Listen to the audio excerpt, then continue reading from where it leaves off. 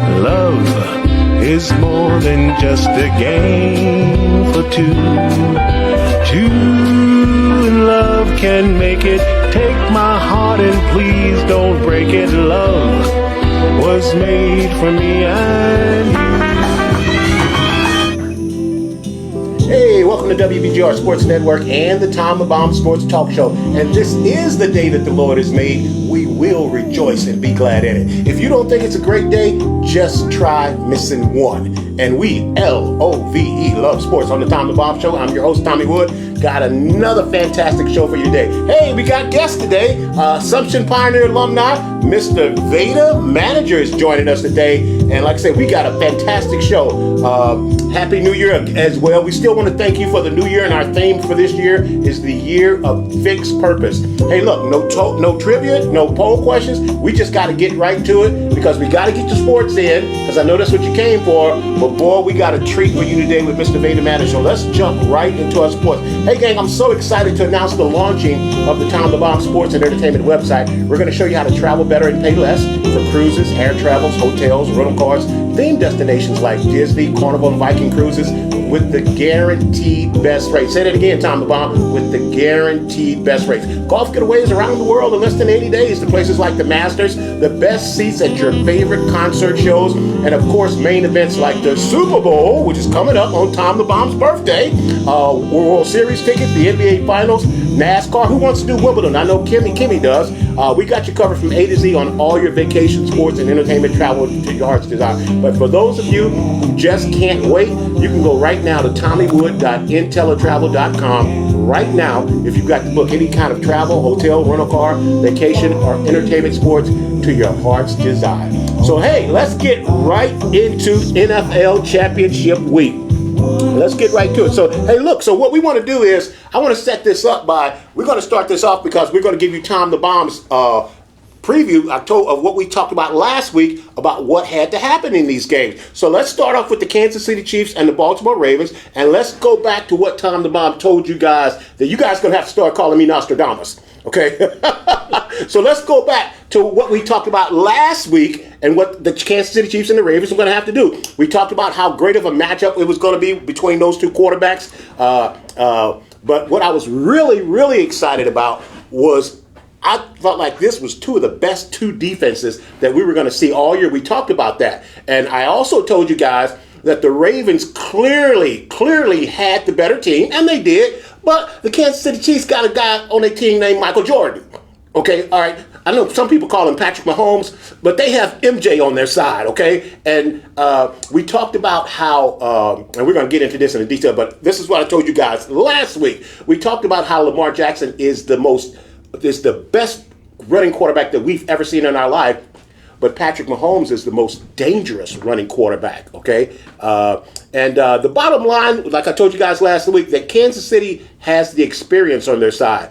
I told you that Kansas City had to contain Lamar Jackson, not necessarily sack him, but contain him. Don't give up outside containment. Make him stay in the pocket and make him shoot threes, okay? Come on. You want Michael Jordan going to the hole on you, or you want Michael Jordan shooting threes? Which one? Yeah, no, right. You want LeBron James going to the hole on you, or you want LeBron James shooting threes? And that's exactly what we talked about, that you have to contain him, but you don't have to sack him. So let's actually get to the game now and see what actually happened. So you guys going to have to start calling Tom the Bomb Nostradamus.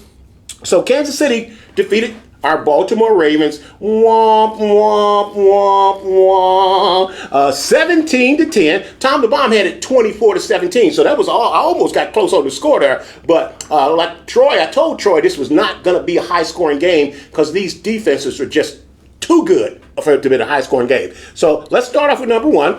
Like I told you, Kansas City experience versus the Ravens inexperience. So let's start off right here, Vada. Patrick Mahomes is in his sixth AFC championship game. Lamar Jackson is in his first.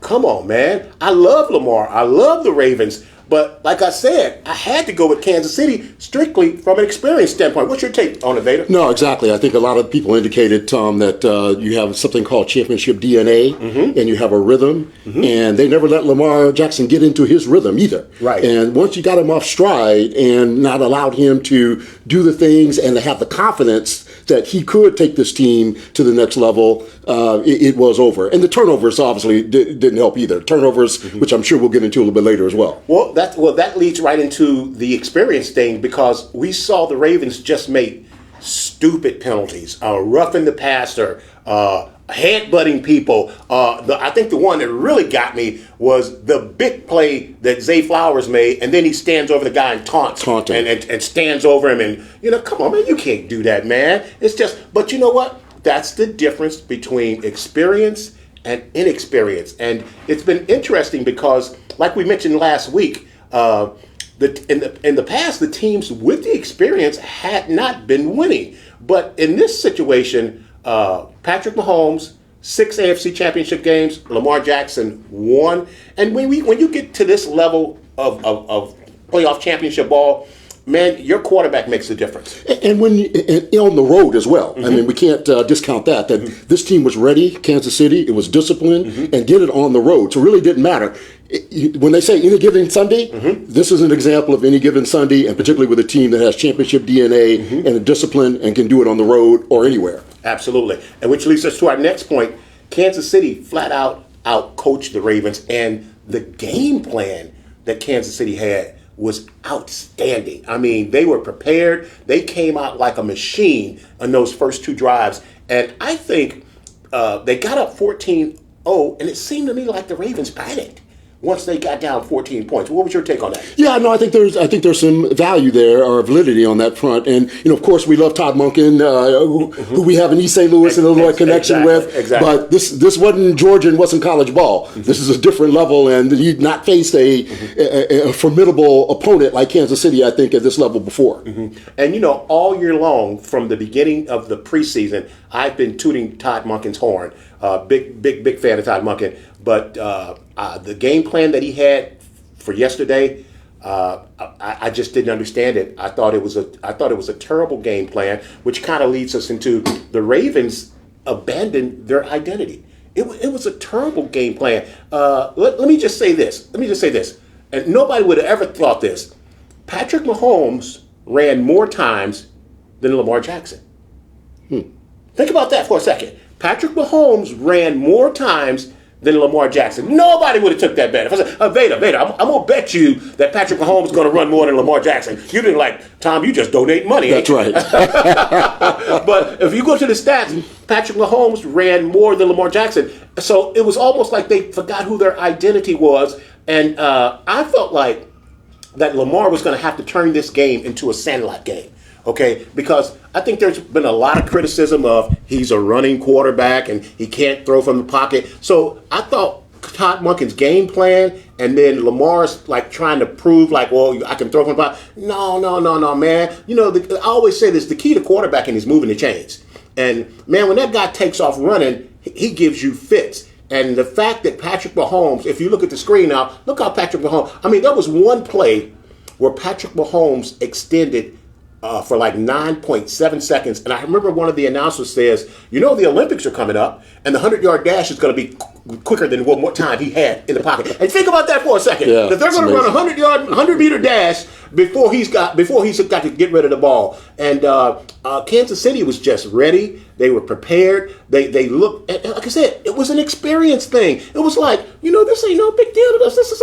We've been to the AFC Championship game 6 years in a row. This is where we're supposed to be. This is what we expect. Where the Ravens were well, we need to prove ourselves, and I can throw from the pocket. No. They abandoned their identity, and we hadn't seen that Ravens team yesterday. We hadn't seen that team all year long. I mean, it was unbelievable. Like I said, Patrick Mahomes had more rushes, and like I said, I felt like Lamar was trying to prove something. Well, Mahomes has always been a very versatile individual and a versatile leader, and there's tremendous confidence in his team and his teammates in what he's able to do, whether it's the quick flip shuffle pass or whether it's the straight pass from the pocket or the run. When you have that level of versatility, you can continually to confuse the defense, and it's a great thing and a great asset for any team to have that. Now, the Ravens, we talked about them abandoning their identity. The Ravens running backs had 6 carries in the second half. Now, the Ravens have led the NFL in rushing all year long. So how do your running backs in the second half only have 6 carries? Man, that's a recipe for this. It's like, it's like, how sometimes when you're dealing with kids, they'll say, okay, this is a good example. It's like, okay, this works, so let me do something else. Wait a minute, this works, but I'm gonna try something else. It's like, why are they trying to reinvent the wheel, man? That running game is what got the Ravens to where they are, and they just abandoned it. So it's fascinating because the better coach team won, but not the better team. No, I think that's a good assessment. And on the identity point, it was great to see Ray Lewis out there and trying to reinstill that championship DNA in the Ravens. They had Terrell Suggs out there, I think, trying to rile things up. T. Suggs, actually, one of my Arizona State University homies. So, I love the Sun Devils in that instance as well. But it just wasn't enough, I think, to inspire. You got to do it on the field. Absolutely. And the thing of it was, the Ravens defense played good enough to win. Right.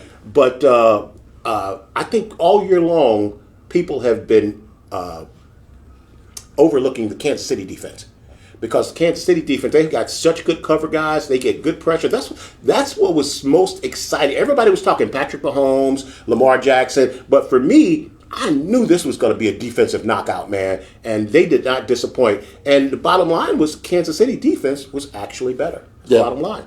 So it's a tough loss in the DMV for our Baltimore Ravens. All my Ravens fans, Cannon. I know we spoke last week. And I'm sorry, bro. They just couldn't get...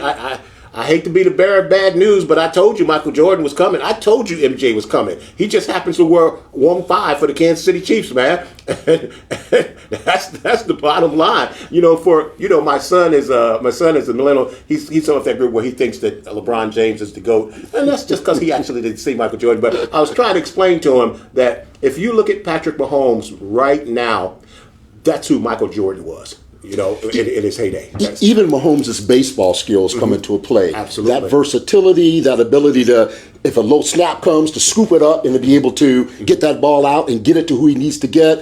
I had a great story. I was in Catalina Island over New Year's and was there with a good friend of mine. In fact, one of the people that you would know about was Ricky Henderson, the great MLB Hall of Famer. And he, because Mahomes' father played baseball, Ricky used to talk about how Mahomes would just go around on the team and as a kid running around. Right. So he saw this greatness and evolution, which is a great story kind of leading into again. That's a great backstory. Right. Okay, Carl, let's go move to our next game. The Detroit Lions versus my San Francisco 49ers. And and boy, I was on pins and needles watching this one, man. The tale of two cities. This was the tale of two halves. And the 49ers prevailed 34-31. And let's just start off right off the top. Does this loss fall on head coach Dan Campbell? Right off the bat, Tom the Bomb is just going to say, absolutely. What's your take, Vada? Yeah, I think so.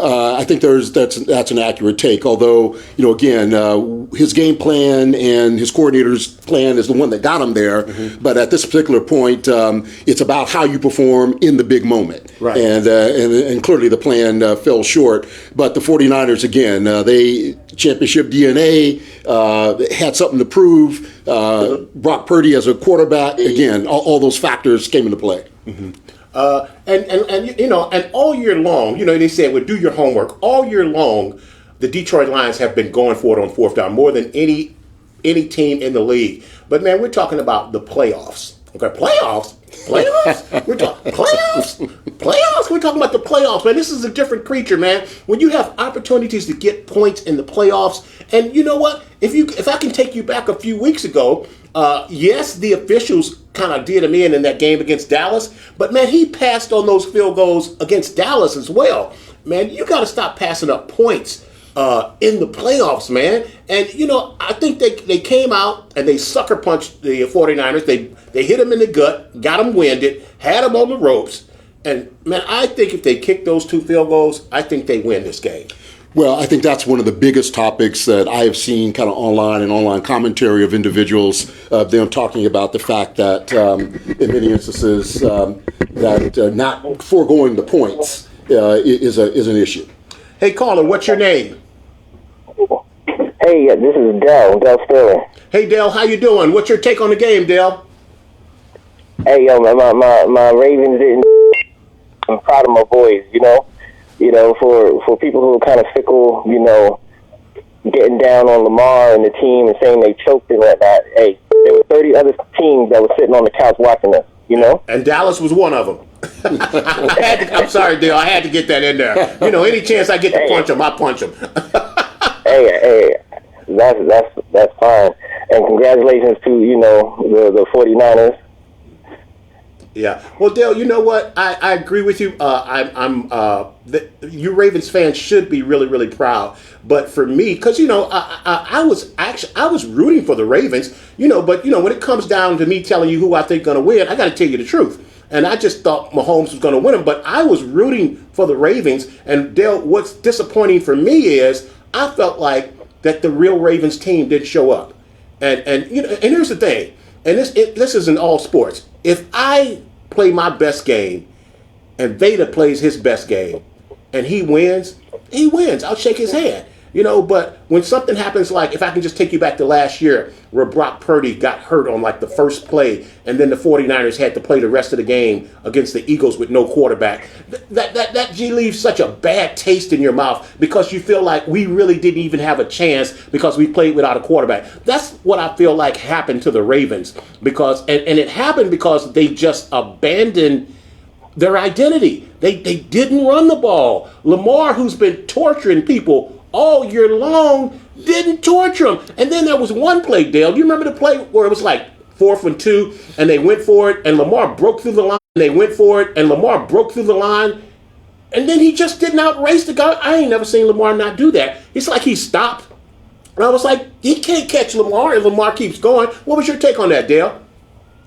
No, you're 100% correct. There was a few plays like that where he could have ran it, But I think this is my opinion. I think that he has too many people in his head saying, you need to be a pocket passer. You need to be quote unquote quarterbacky.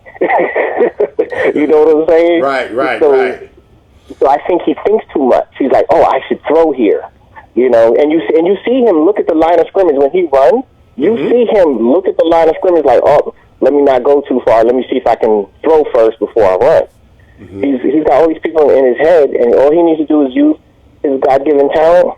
And if he'd ran the ball a couple of times, like you said, we would dominate it. Yeah, I mean, to the point, Tom, about the running backs and not running the ball enough on the Ravens side. In a way, it almost appeared that maybe Monken and the Ravens were trying to test out because Kansas City game plan for that, knowing that's what they've been successful for the Ravens all year. So to some degree, they may have game planned for that, and so you have to take the other side of that as well. Well, I hear your argument, Vada, but there's this old adage in sports that I know you're aware of. You can't defend speed, and speed kills. Okay, there's no defense for speed. Right. Okay, and it's just like it's like the Ravens came to a gunfight with a knife. Come on, man. Hey, Dale, thanks for calling, man. We'll check back with you. Thank you. I see you out there, Beverly. Daddy Rich, how you doing? Did you catch me punching at your Cowboys, Daddy Rich? Let's get back to the Niners. So just like the Ravens and the Kansas City game, the Niners and the Lions came down to experience versus inexperience on the Lions' part. Because even though Dan Campbell made these ridiculous decisions of not to actually kick a field goal, but Dan Campbell didn't drop the pass on 3rd down. He didn't drop the pass on 4th down. He didn't fumble after the 49ers got their first touchdown. Dan Campbell didn't do any of those things. But just like the Ravens made dumb plays with the penalties, Detroit made inexperienced plays, which came out to be dumb plays, which end up costing them. Because, see, the 49ers, when the 49ers got down, they didn't panic. They just adjusted at halftime. They made adjustments. And that's what good teams do. You know, you have to be able to win when you don't have your A game. And I think for 2 weeks in a row, we've saw the 49ers not have their A game, and still they were able to come up with the win. Hello, caller. What's your name? How you doing? My name is Daniel Pierce. I'm calling from Waldorf, Maryland. How you doing, Daniel? I'm doing just fine, just fine. What's your take? What do you want to talk about?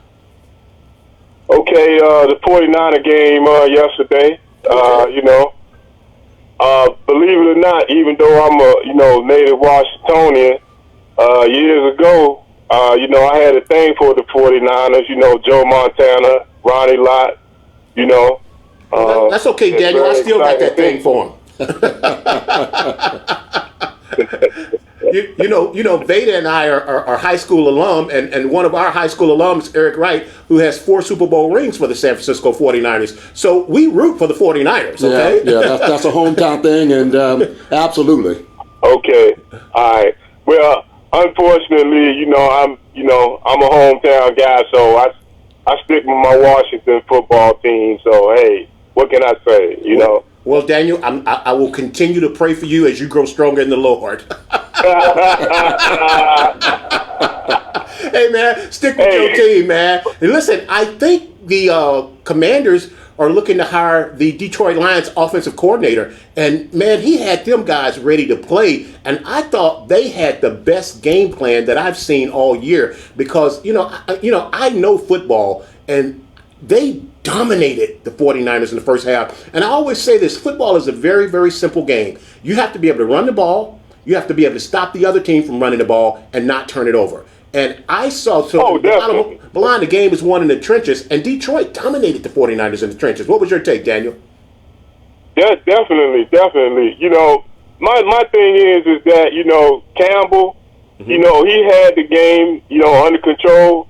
He took a lot of gambles, unfortunately they didn't pay off. But hey, that's how he was during the season, and he stuck to his guns. Like I said, unfortunately it just didn't pay off. But the 49ers, they definitely, had a run for their money, but ultimately, hey, the best team did come out on top. That's all we can say. Well, I'm a 49er fan, man, but you know what? And I'm rooting for them. But I don't think the best team won. Even though I was rooting for my Niners, man, there's no way that the Lions can blow that 17-point lead. That was absolutely terrible. Vada, what's your take on that game? Yeah, no, I think, look, we've seen leads, Patriots and Falcons in Super Bowls and comebacks before. So in that instance, hey, but yeah, I think inexperience was a part of that, and they made adjustments, I think, as you indicated as well, during halftime. So it's it was tough to see, but at the same time, look, they were at home and they made the necessary adjustments. Well, like I said, man, good teams win when they don't have their A game. But this, you guys that watch Tom the Bomb Show regularly, you guys know I say this almost every week. Don't bet on NFL football games. So I got to ask this question because I've been checking the social medias, and I've been hearing a lot. And I don't necessarily believe this, but do you guys think this game was kind of fixed? Because I know football, man, and I've never seen a team so totally dominated in the first half. And I know there's this thing called momentum. I understand Big Mo, okay, but I just saw things that told me that my 49ers couldn't win this game. In the second half, the Detroit Lions never threw the ball to their best receiver, not at all. And the bottom line is saying, man, don't be betting on these NFL football games, man. I mean, you know what?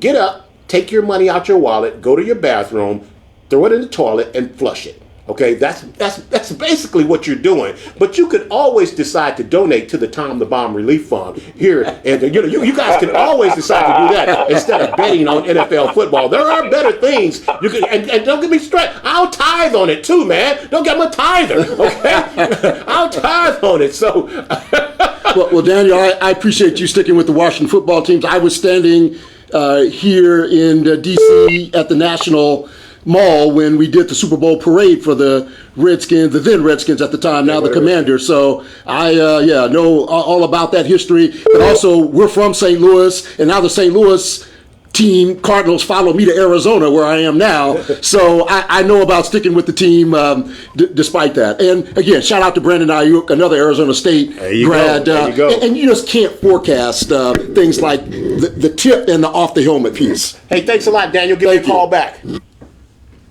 I appreciate your time. Hey, and keep up the good work, man. Thanks, Daniel. I appreciate you, bro.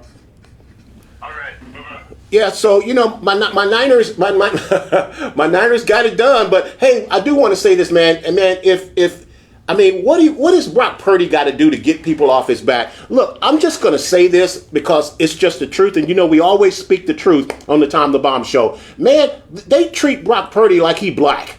I'm sorry. I just got to say that, man. I mean, this kid was Mr. Irrelevant. He's the last pick in the draft. He's exceeded everybody's expectations. He's 21-5 in 26 games that he started, and it seems like nothing that he does seems to satisfy the critics. And I just think that's absolutely ridiculous, man. Okay, no, he's not Patrick Mahomes. No, he's not Josh Allen. No, he's not Lamar Jackson. But in this system, he is perfect for this system that he is playing in, and this young man is doing his job. And I just wish you guys, the media stuff would just get off his back because he is doing his job. Is he perfect? No, ain't nobody perfect. The last perfect guy, they nailed him to the cross. So we ain't had perfect since then. Well, we know another quarterback that lacked in general mainstream respect, Kurt Warner. Yeah, and he ended up being a Super Bowl MVP, I think. There you go. Hey, caller, what's your name? This is Beverly. Hey, Beverly, how you doing? I am good. I'm calling in again. You asked the question. You got your tissues with you, Beverly? For the Ravens, yes, and that's why I'm calling for two things. Okay. Number one, just ask the question, was the 49ers or whoever they played, because I didn't watch that game, was it 6? I believe all of it is 6. I cannot believe that the Ravens did not win yesterday. It just, someone else said they didn't play to their capacity, and it was just awful. I mean, I couldn't even watch the full game because I wasn't available to. So I did watch the highlights, and where they missed those 2 touchdowns, and both touchdowns, it was just so suspect.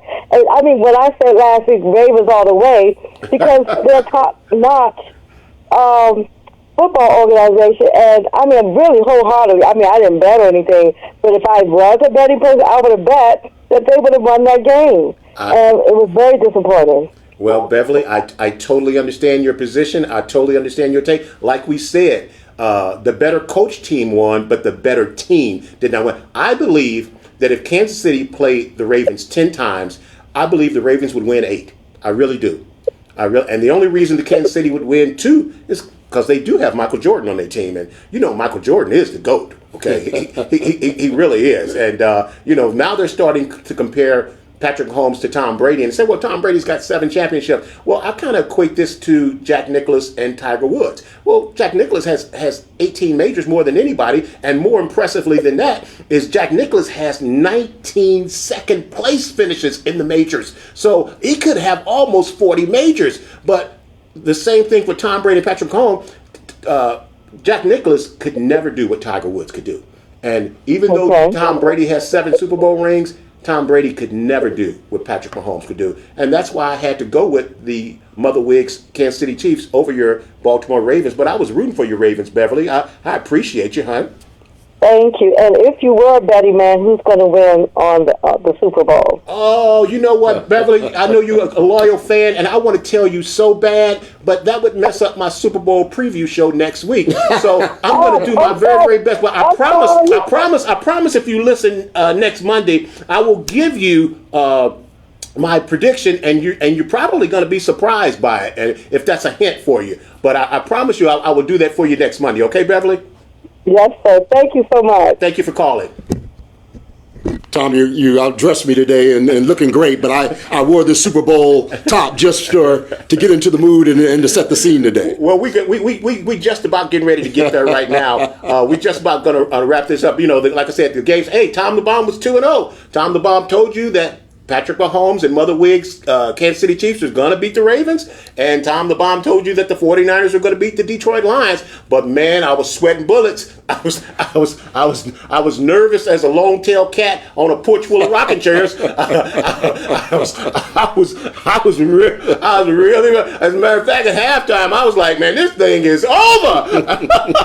And like Beverly was just said, just like the Ravens did things that you just didn't expect them to do, there was no way that Detroit was supposed to lose this game, man. There was no way. It's almost like a heavyweight fight, and like I knocked you down like 5 times in the first 5 rounds, but yet you come back and win. That kind of stuff don't happen, man. So it's a little fishy. Hello, caller. What's your name? Hello. Hey, caller. What's your name? My name is Todd. Hey, Todd. How you doing? I'm doing good. How are you doing? Todd, we ain't talking baseball today, are we? I know. Can you believe it? I know you my seam head. You know you and me seam heads, Todd. I was like, wait a minute. I know. Todd's calling. It's not baseball season yet. That's our favorite season. You know I'm just faking the funk talking about this football, right, Todd? I hear you. I'm the same way. It's the one weekend where I actually watch football. Well, Todd, I definitely want to hear what you got to say about the games. Wow. So which one are we on? Are we on the San Fran game? Hey, man, it's carte blanche. It's whichever one you want to talk about, Todd. Well, with the Ravens, was definitely not a Ravens fan. I had no teams in either one of these games, but was disappointed in the Ravens offense. I felt the defense, after the first 2 series, they were able to shut the team down. KC really didn't. I don't think they scored in the second half, but it was the inability of the Ravens to score that was troublesome, and it just wasn't Lamar's best game. And I knew something was wrong when I saw him missing, running backs coming out of the backfield and missing passes like that, which are really easy passes that it wasn't his normal self. It just wasn't enough offensively to get the job done. And what'd you think about my Niners, Todd? The Niners look good, and you may not want me to say this, but sometimes I feel Brock Purdy and Lamar Jackson have the same issues sometimes, where they're a little slow to throw the pass, where the receiver is not totally open, but they have a little bit of an avenue, and you can fit that ball in there. And I thought he was shy on some of those passes, particularly in the first half. The second half, he seemed to loosen up, and he played really well, really solid. Started using his legs a lot more, made the passes he needed to make. So really did a really solid job in the second half, and really pulled it together. And their defense really tightened things up. I thought the first half, when they say they usually play 4 up front and allow teams to, maybe run more to stop the pass, but that definitely didn't work against the Lions. They were running through that defense. And I think in the second half, they put more linemen up to stop the run, and that was really effective. Okay. Hey, Todd, I know how astute of a sports guy that you are. Baseball fans are always smarter anyway. I'm trying to, that's just my take. I love that. But listen, just do me a favor, Todd. I want you to stay on because we get ready to move on to the next part of the show. And this brother sitting next to me, man, this is James Bond sitting next to me. In case you don't know it, and we get ready to talk a little Bond after the break. So I want you to stick around for me, Todd, because I want you to find out about this brother sitting next to me, because if I can go take you to ESPN, that boy bad.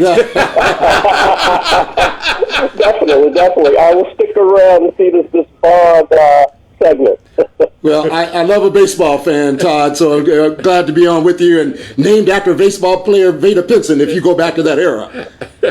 Oh, wow. Who did you say? I'm sorry. Vada Pinson, the great Cincinnati Reds. Great. Oh, my yeah. He know who that is. Todd don't even call me till baseball season come around, man. Hey, man, Happy New Year, because I ain't talked to you since last year, man. That is right. Happy New Year to you as well. All right, man. Thanks for calling, Todd. Absolutely. Good talking to you, and you'll be hearing more from me. All righty, Todd. Great. Okay, look, guys, All we're going to take a break, and then we're going to come back, and then we're going to be talking to the James Bond of the business world. And listen, and I ain't even hyping him up. We'll take a break, and we'll be right back. When it comes to cost and quality, you simply cannot do better than Window Nation. For about half the cost of national brands, you get equal if not better quality, saving you thousands of dollars. Right now, get 2 free windows with every 2 you buy. There's no limit. Plus, put no money down, make no payments, and pay no interest for 24 months. Get a free in-home estimate and we'll give you a free gas card. Go to windownation.com for additional details or call 866-95-NATION.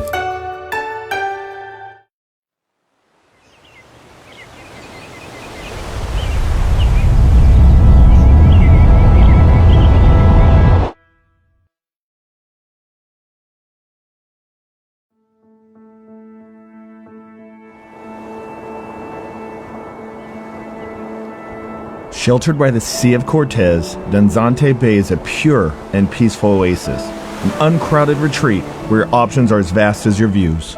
If you're seeking a vacation that defines luxury and the true relaxation, look no further than Villa del Palmar at the islands of Loreto. A splendor of true Mexican hospitality effortlessly blends with rich materials and insatiable comforts to bring guests the ideal home away from home experience. With its quiet beaches, scenic vistas, rich history, and an astounding surrounding natural habitat, you'll feel as though you've been swept off to paradise.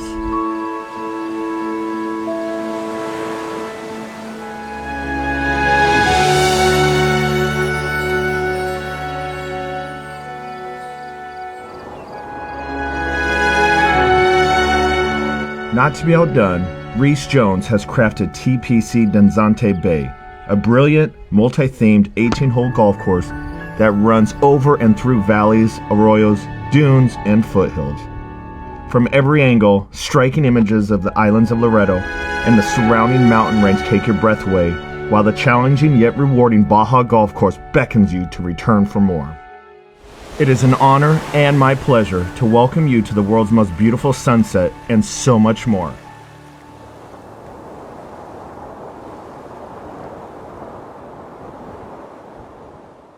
Talking Windows with Harley and Aaron and special guest Mina. As a business owner, I only partner with the best. That's definitely Window Nation. And experience matters, Harley. Well, Mina, we have installed over 1 million windows. And you guys have the best customer service. Check.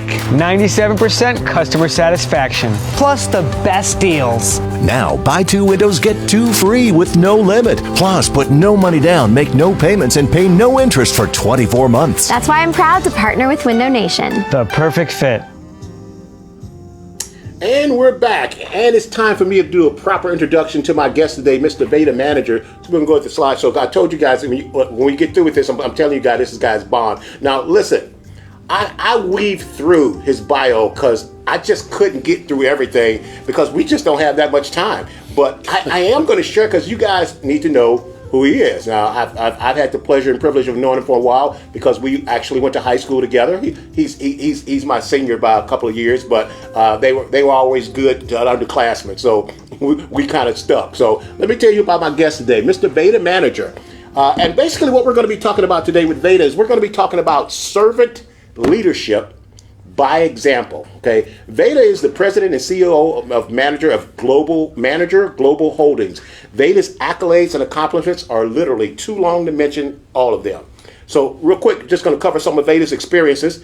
He was had appointments from Governor Bruce Babbitt as an advisor and joined his presidential campaign in 1988 and is recognized as a distinguished ASU Alumni Association Service Award winner. You heard him say he's Arizona State University. He's very, very proud of that. He has experience in investment banking, politics as a press secretary to Governor Rose Moffett, and he's got some local ties here as former D.C. government mayor Sharon Pratt Dixon, the first black woman mayor of a major American city. Vada was her press secretary and advisor. He's also a senior advisor to, check this out, to Major League Baseball, the PGA Tour, and Major League Soccer. One of his most rewarding positions and assignment was assisting President Nelson Mandela cabinet in their transition in South Africa upon his prison release and presidential election. Later, Vada became an in-house exec at Levi Strauss and Nike, where he was credited with assisting the company in brand strategy and adopting crucial reforms that corrected labor sweatshop manufacturing allegations in Asia. Currently, he serves on the corporate board of Valvoline and Company in Kentucky, as well as the state of Arizona via the Arizona Venture Capital Development Board. As stated earlier, he's the CEO of Manager Global Holdings as an entrepreneur investor in several businesses, which now include private equities and NBA sports franchise. He was a brief limited partner in the Phoenix Suns, small pieces in the Atlanta Hawks, the Sacramento Kings, the Charlotte Hornets via the NBA Dow Blue Isle Home Court Investment Fund. He's also co-producers and investors in Soul Train, the musical, coming to Broadway in late 2024 and 2025. The musical has already won 7 Broadway World Awards. And finally, he's a frequent award-winning commentator on corporate issues, sports, business matters, and check this out, he'll be receiving a Lifetime Achievement Award from Andre Farr and Farr Internationals and CEO of the Black Sports Agents during the 2024 Super Bowl week in Las Vegas. That website, if you guys want to check that out, is AndreFarrSuperBowl.com. He's an Arizona State University graduate. He was appointed to his first major board at the age of 21. Okay, gang. All right. Now let's think about what we were doing when we were 21. Let me repeat that. He was appointed to his first major board at the age of 21. Man, I was thinking about girls. I'm positive that I was thinking about girls. I was thinking about them too, Tom, but I would just meet them at business meetings and other things. So, in fact, I met my wife Charlene at Arizona State University. Amen, and thank you, Jesus. Yeah, God's been good. God's been good all the time. Having equity interests in hospitality, real estate, sport franchises, film, and entertainment with his wife Charlene. They're co-producers to bring the hippest trip, the Soul Train musical, to Broadway. Welcome to the Tom the Bomb Show. Let's give a big welcome to Mr. Vada Manager. Thank you, Tom. It is great to be here. It really is. We've been trying to get this done for a long time, and I just so happened that I was in the D.C. area following a Valvoline board meeting, so it really did work out that we were able to get together. Excellent. So we got a lot to cover, but not a whole lot of time. So we're going to get to some quick things because. So let me just start. I'm going to ask you some questions. I'm just going to let you run. So let me start off by this. Explain this statement, Vada. I've had a bit of a Forrest Gump kind of career. Explain that to us. Yeah, well, I think just given the description of the things that you just read, I have found myself, again, with God's blessings, in a lot of different settings. I've traveled throughout Asia. I've traveled throughout Europe. I've worked, as you mentioned, as advisors to PGA Tour, to Major League Baseball.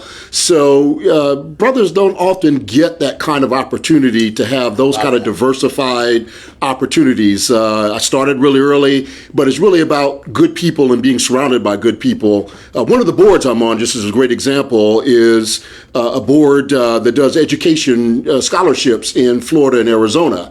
And actually the company was started by my financial aid officer at Arizona State University. So I often tell that story to young professionals as well as students that you never know, by maintaining relationships and having relationships early in your life, how those are going to play out in your early part of your life and later in your life and redound to your benefit. Okay, Vada, I actually wanted to start with this, and because I want you to tell this story. Share with us this story about this award, this big award you were getting, and they mentioned that you were from East St. Louis, Illinois. And so what was the first question? Tell us about the meeting and how prestigious it was, and the very first question that you got. Well, I was speaking to Sigma Pi Phi, which many people know as the Boule, and was speaking during Final Four season to talk about sports and coaches deal. It was before NIL and everything else, and the transfer portal came into play. So it's an assemblage of group of doctors, lawyers, business people, academicians, etc. So after I finished my presentation about college deals and Nike, etc., the very first question was from a lawyer. In fact, the lawyer happened to be one of Serena Williams' business partners and business agents and advisors. So he says, all right, I'm going to really test if you're from East St. Louis or not. He said, if you ever had a snoot, and what is it? So in this room of diversified lawyers, doctors, physicians, some of which who've never been to East St. Louis and not St. Louis, he asked about a snoot. So I had to pass this litmus test as to whether or not I'm from East St. Louis. So I responded that not only do I know what a snoot is, I've had them at Sandy's. They come between two usually white pieces of bread, and the sauce that we had on that snoot came from a Chevrolet hubcap, you know, that little well in the middle. He was ladling the sauce and putting it on the snoot, probably from a hubcap that came off on State Street. So I have had a snoot, and after that, all the questions were about sports. They were not. I passed the test immediately. Now look. I heard Eddie Murphy say this. He was talking about, he was hanging out with Stevie Wonder, and he was telling Stevie Wonder, "Hey man, all that singing stuff don't impress me. If you want to impress me, take the wheel." Okay. So I'm saying that to say my brother Vada is very, very accomplished in the business world, but and that's all good and great. That's kudos. But my man owned 2 White Castles. That's what impresses me. That he owns 2 White Castles, and I'm trying to figure out how we can get a White Castles here in the DMV, because we have to go all the way to New Jersey or New York to get a White Castles. So we got to figure out how we can get us a White Castles here in the DMV. That's what impresses Tom the Bomb. No. Let me correct you. I don't own the White Castles. I'm sorry. They have expanded west now, so I'm happy that I can go to one there. But I have good friends that are in that business. But no, I don't own them. Sorry.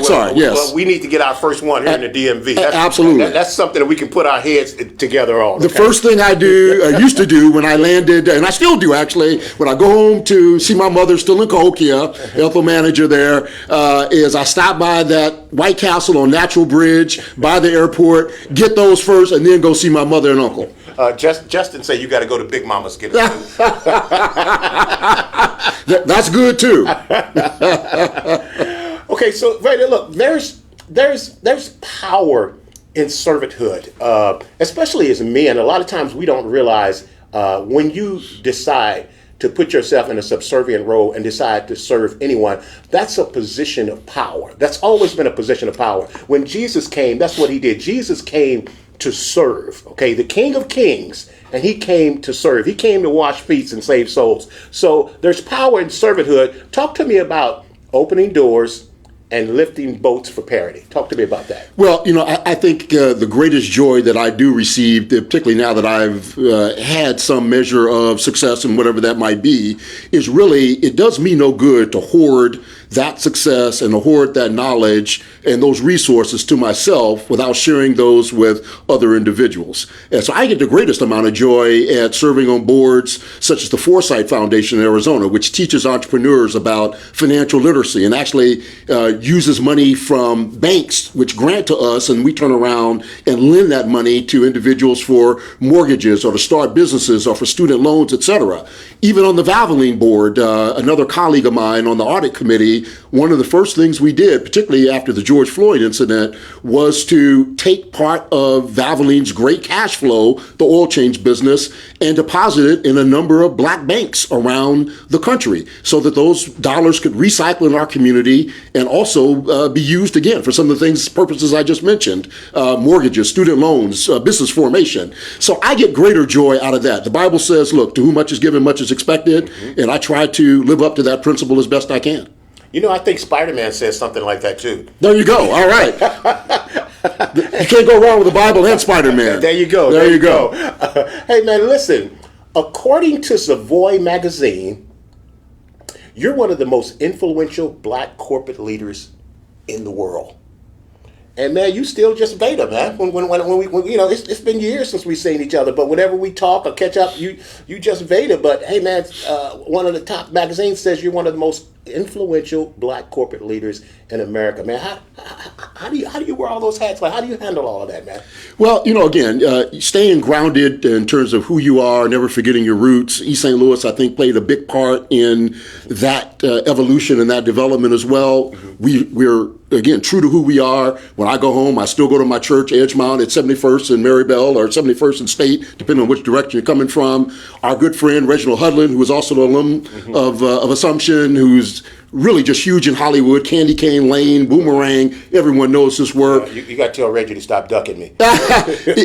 He's still just Reggie from East St. Louis. He is as real as it comes, and has never abandoned his authentic blackness in terms of his work in Hollywood. So I think East St. Louis provides people like us with a versatility to handle the world in a way that many people don't.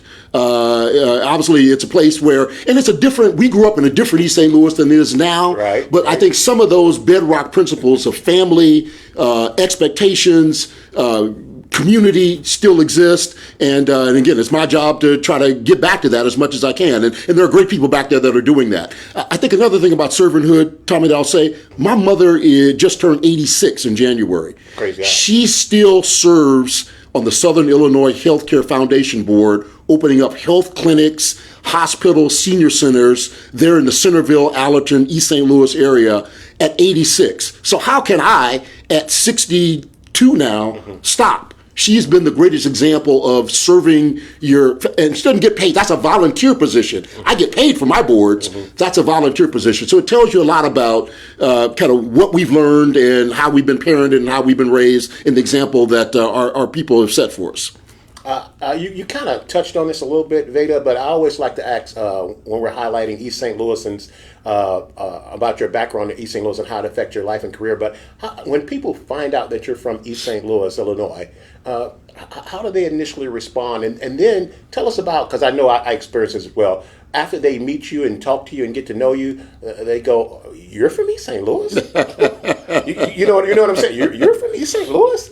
Yeah, I've literally had someone in an elevator, a woman, clutch her purse tighter when the conversation from, I think, floor 48 down to the ground floor emerged that I was from East St. Louis. And again, it's a perception problem. It's an issue that it has had, but there are just, again, so many great people in the arts and business community and the religious community and otherwise that are from East St. Louis.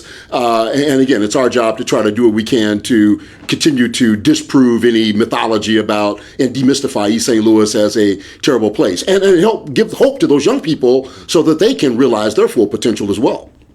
Vada, you started at such a very, very young age at ASU. Talk to the youth about, because when I was doing my background search on you, it's like almost from the time you got to Arizona, you was just kind of thrown into the mix. And, being from East St. Louis, the cream rises, okay? Just calling it like it is. The cream rises, They say New York, if you can make it here, you can make it anywhere. That could have been said about East St. Louis, okay?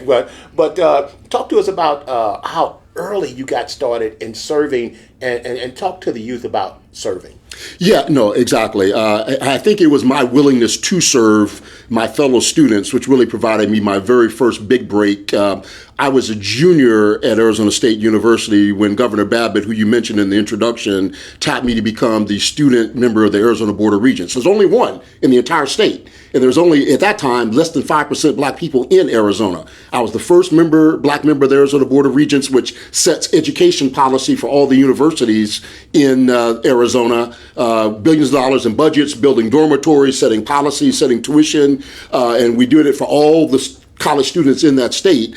It was that very first big break that catapulted me to meet individuals, to do things, and to be in rooms. And lessons I learned on that board at age 20 to 21 served me now at 62 on the publicly traded Valvoline board and other boards in which I serve. So I'm really, again, fortunate and blessed that I had great people who were providing me great tutelage, and I've tried to, again, reinforce their confidence in me to continue to do what I can to make this world better. But young people, again, one of the things I often do, Tom, when I go to a college lecture or speak at a graduation or speak to young people back in East St. Louis, I'll take out my iPhone because they understand technology and love technology.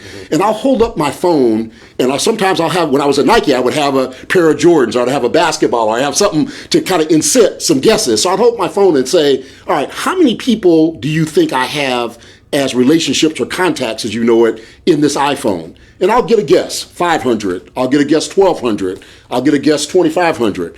Tell me, do you want to guess? How many? You want to take a guess? I'll give you a Red Lobster gift card or something if you get it right. Now, it's like The Price is Right. You can't go over. You got to be under. I would say 2,200.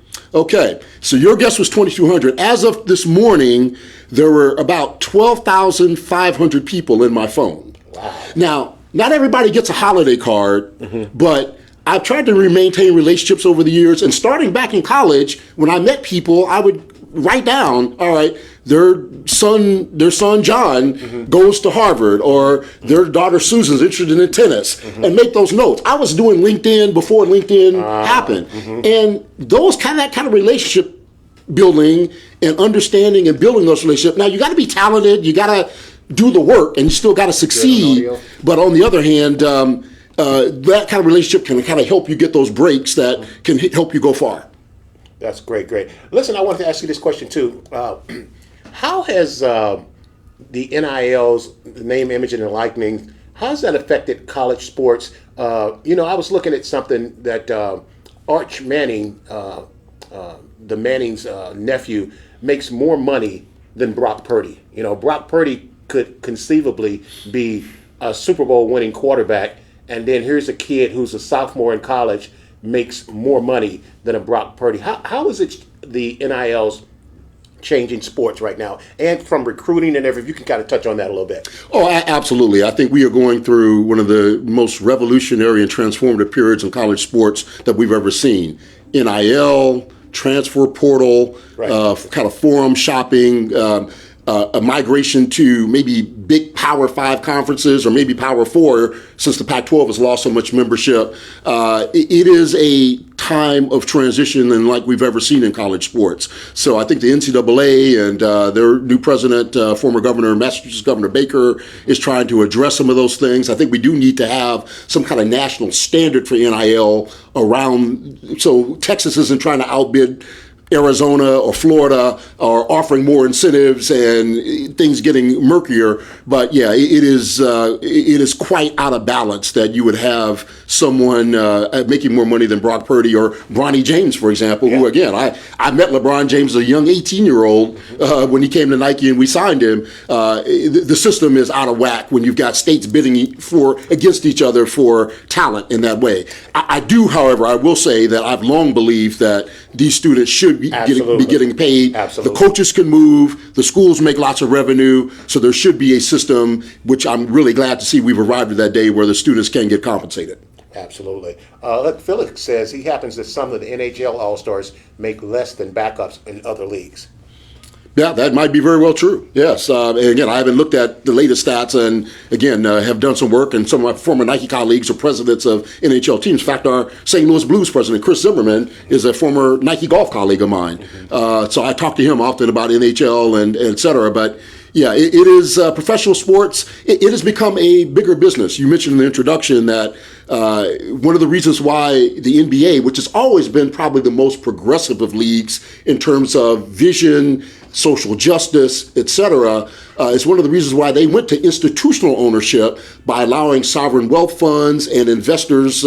I'm not a billionaire, but allowed me to get in to limited partner pools to allow me to own a piece of the Sacramento Kings and the Atlanta Hawks and the Phoenix Suns before they sold. So I appreciate that opportunity, and other leagues are looking at it. The MLS has it. MLB told me that they probably won't go that direction, and Roger Goodell and the NFL owners will probably revisit the topic sometime after the Super Bowl in the season.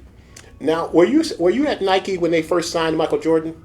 That was before my time, though I'm quite familiar, though, with all the issues around air and how that whole story came about. Now, who's some of the people that we would know that you may have dealt with or signed and dealt with at Nike? Well, as I mentioned, Tiger was just arriving on the scene, 1996, 97, when I arrived at Nike. So I had a chance to spend a little bit of time with him as he was emerging with his amazing career at that time. LeBron James, again, as I mentioned, I met with him when we first signed him. The sweepstakes to sign LeBron James between Adidas and Nike and Puma and other footwear companies was one of the most amazing processes I've ever seen at that particular time. So many athletes. I was involved in negotiations for Lionel Messi, who's obviously probably one of the more globally known soccer players, won the World Cup in Argentina and obviously came to Miami to play in the MLS there. He eventually went to Adidas, but being involved in that level of process was pretty amazing. So I've seen a lot of amazing things in sports, and obviously Jackie Joyner-Kersee was a Nike athlete at the time, our homegirl, but now is with Adidas, but really enjoyed working with her during the time at various Olympics, etc. Okay, man, time flies when you're having fun. I got a couple of more questions I want to get in here real quick, though. Sure. Now this upcoming, the Super Bowl is coming up, and Super Bowl week is a whole bunch of activities. But during Super Bowl week, like I said, you're going to be receiving a Lifetime Achievement Award, and this dinner is basically just for execs. Am I saying that correctly? That's correct. With the limited, and you're the recipient at the executive dinner. Can you talk to that a little bit? Yeah, again, God's been good. I had met Andre Farr, who's also CEO of the Black Sports Agent, but also runs Farr International through, again, our common and mutual friends in sports. I think that he and Farr International came to me and asked me would I be the honoree. I attended the 2023 dinner when the Super Bowl was in Phoenix last year, so I'm humbled and honored by it. As you saw, some of the past recipients, Arnold Donald, who's the former chairman and CEO of Carnival Cruises, and a number of other great honorees that are on that list. So for me to add my name to that Mount Rushmore of this annual Super Bowl dinner, I'm very pleased. Look, you got a platinum tone, you got a great show here, you got great analysis. We need to have you out at Radio Row at Super Bowl. You're familiar with Radio Row, aren't you? I'm very much where they do all the interviews, et cetera, before the game with the players and sponsors and things like that. So I'm really looking forward to this. My whole family is going to fly in from Phoenix, and Mom was going to fly in from East St. Louis. But again, talking about servanthood, she's going to the D.C. to accept a federal grant for a hospital in the Cahokia, East St. Louis area, and she prioritized that over seeing me get another award. So we're going to FaceTime live and do something. Award.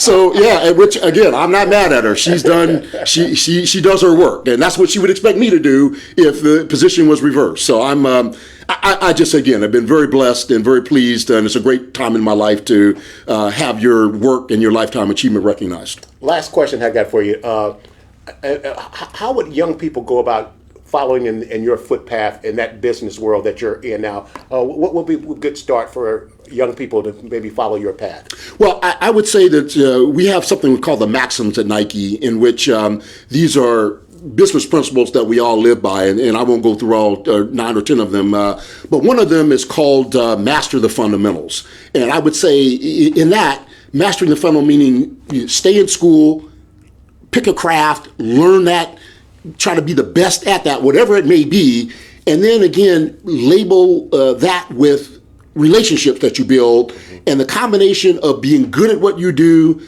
building those relationships, being willing to do the extra pieces. One of my pieces of success at Nike was that I was willing to take on the jobs that sometimes people didn't. Everybody wanted to hang out with Michael Jordan and Tiger Woods. I was doing the corporate stuff that was helping to build the brand and also to kind of turn around this perception of child labor, et cetera. And that kind of made me internally a hero at Nike. And it gave me more stock options. It gave me more visibility. I spent more time with Phil Knight, the founder of Nike, than I would have if I'd been in a regular job. So be willing to zig when others zag. And I think that's a key formula. All righty, man. Boy, it's been great having you, my brother. It's always good to see you, man. Thank you, brother. Assumption Pioneer alumni, man. Absolutely. If you cut us, we bleed red, right? That's right, absolutely. And we're out there doing good things. It's not just me. There's a number of people that can be in this chair. That's right. Hey, man, that's the show for today. Look, for dynamic, in-depth analysis and highlights for the Washington football team and DC Sports and more, check out the Washington Sports Den on Thursdays at 2 p.m. on WBGR with my main man, Felix Bassey. Man, time flies when you're having fun. We're out of time here, but we sure do thank you for spending your time with us. May the gates of heaven open and pour an abundance of blessings down on you where there won't be room enough to contain it. Remember, if you want it, you just got to confess it with your mouth and believe it in your heart that Jesus died on the cross and that he rose on the third day, not a Thursday, right? Just for you. Remember, darkness cannot drive out darkness. Only light can do that. And hate cannot drive out hate. Only love can do that. God bless you. We'll see you on this same bat station, on this same bat time. Thanks for joining in, guys. And thanks to our guest, Mr. Vada Manager. Thank you. Amen. Good to be here with you. Good job, babe. Thank you. Good. I really enjoyed it. Yeah, absolutely. I'm about to blow up. I'm the bomb and about to blow up. Whoa.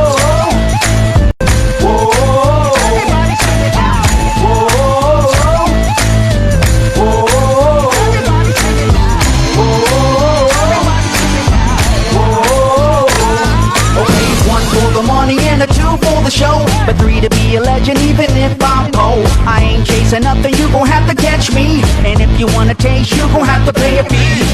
I'm the bomb and about to blow up. I'm the bomb and about to blow up.